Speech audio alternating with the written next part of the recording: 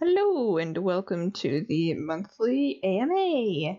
It's time for June 2022. It's summertime, but luckily it hasn't been too hot here, so that's really great. Anyway, I'll get into the questions here. First few are from Hannah Page. The first one is, it's summer, and that means it's ice pop season. What's your favorite color flavor? And yes, I worded that correctly. Mine is green. Green flavors taste the best. For me personally, I usually gravitate towards red, but they can be iffy. Like, I find that red flavors can be like really good or like be kind of like a weird flavor. But my safe flavors otherwise are purple and orange because they're always consistently grape or orange flavor, so you know what you're getting in that case. The next question from Hannah is, if you got to set the world thermostat with no repercussions, what temperature and weather would you like? I think somewhere around 18 degrees Celsius, which I'm trying to think of what that is in Fahrenheit. 67 Fahrenheit, I think, around there. With the sun being out and a nice cool breeze. Which I like how you put no repercussions, because otherwise I would have been, but it needs to rain every now and again. Next question is, what would your ideal holiday be like? The beach, a cruise? As for my answer, I don't really know.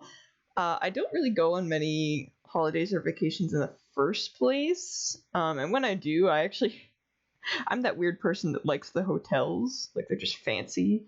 And if I did have to think of one, maybe something like a seaside small town where you can walk around to all the little shops. Nothing too busy. Like, when I think of like vacations where people have everything scheduled to the minute, and they're seeing like the big places that are super crowded and stuff like that. That's not an ideal holiday for me. I like it to be more low key, right? Because like, if it's a holiday, you're relaxing. I don't want to be stuck to a schedule on a holiday. Next question from Hannah is, if you were making a horror game, what would you make the setting? That's a rough one, because I think that the funnest horror games are often in places you'd never really think about. And a truly skilled developer or writer can make anything scary, really. So I guess maybe like a school, because I do remember in my school days, like, the occasional time that there'd be an event at night.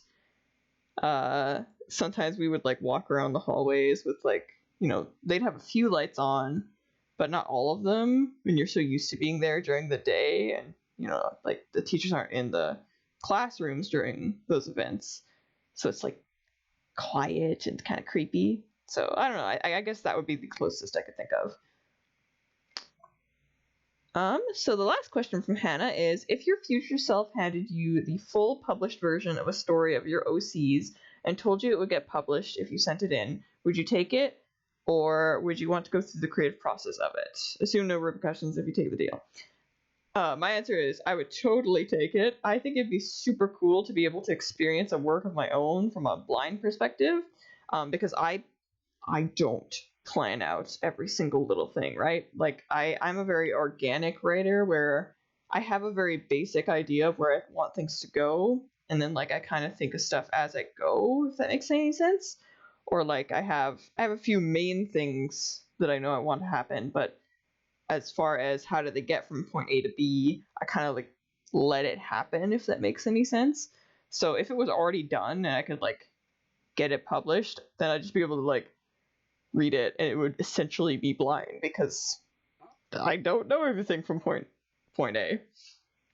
But yeah, and while creating stuff is fun, it is a lot of work. So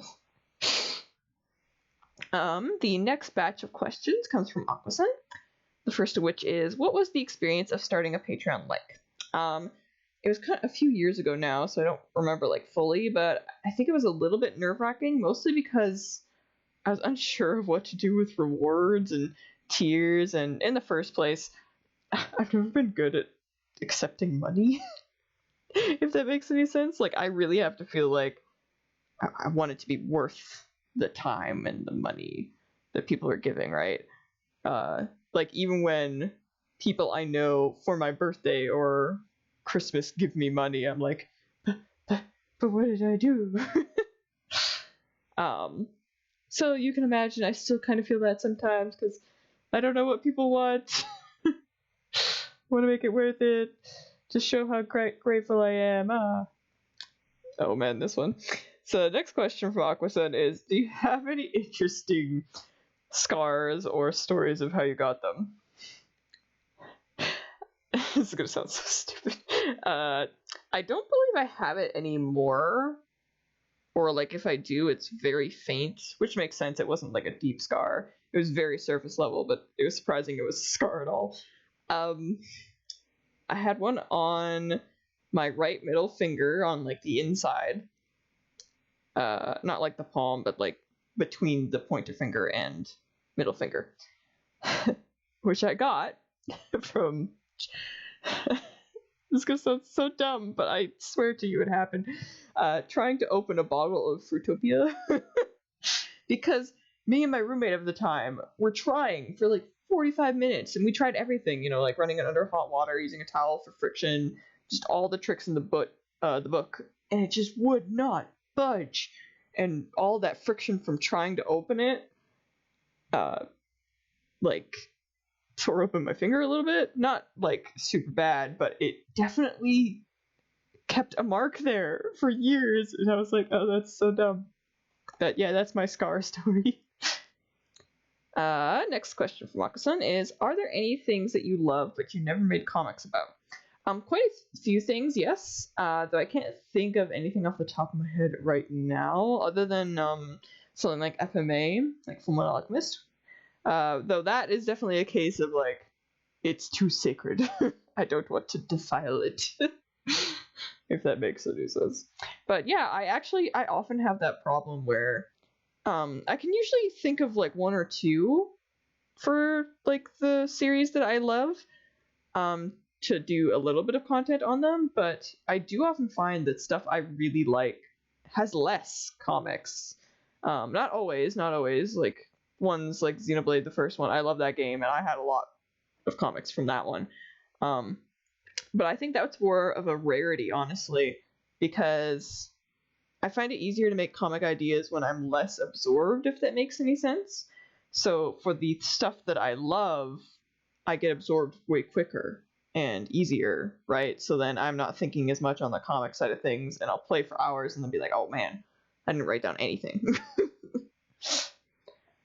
Next question from Aquasun is favorite pop song. And I wasn't sure if this counted at first, but I did look it up and pop was listed, so don't blame me, blame Google if this doesn't seem to count. But my answer would be Cosmic Love by Florence and the Machine. I have loved that song for over a decade now, and I've probably played it over 1,000 times. Not just 1,000 actually. Probably 10,000 honestly. Like over the years, I love that song. I never get tired of it. Last question from Aquasun is, what got you started using Tumblr? This one's actually really easy. In 2012, one of my friends was using it, so I signed up too. Nothing more than that. I just wanted to do the same thing. And the last set of questions comes from Gaku. The first of which being longest played mobile games. I don't play like any mobile games, so the answer to this one is Go Go Goat, because I remember playing it on one of my friends' phones on like bus rides on field trips or rides in their family car to, cons or something. I still didn't even play it super much, but that's definitely the one that I've played the most, and that was years and years and years ago. Next question from Gaku is, what's a game you wish you could play again for the first time? And this was going to be either between Xenoblade Chronicles or Thousand Year Door, which after thinking about it, I went with Thousand Year Door because it's been a lot longer since my first playthrough of that one. So like with Xenoblade 1, I can still kind of remember my first experience since it wasn't too long ago, but Thousand Year Door was so long ago that I don't remember much about my first playthrough. and I would love to experience it again. And the last question for this month, and from Gaku, is favorite Sonic character. I know that I was a super big Sonic fan in the day, hence my username. Though these days I do also really like Amy. I just think she's very cute. And yeah, that was all of the questions for this month. So we're going to pop over to the Patreon screen. Oh, gotta put this up. There we go. So you can check out links in the description to see my other sites where I host comics and my Patreon link, of course. And you can see my patrons flashing by here with the characters of theirs that show up in my comics. Of course, always many thanks to everyone who supports me. It really truly means a lot. I hope these little videos and drawings do make your guys' days and spread a little happiness, like I said. It really is just amazing to know just people supporting these funny little comics and stuff. Like, I can't stress how much that really does mean. And answering these questions are always really fun too. Especially there's oftentimes ones that I would never think about. Just get some cool thinking time in. But yeah, thank you as always, and we will see you again next month. Bye!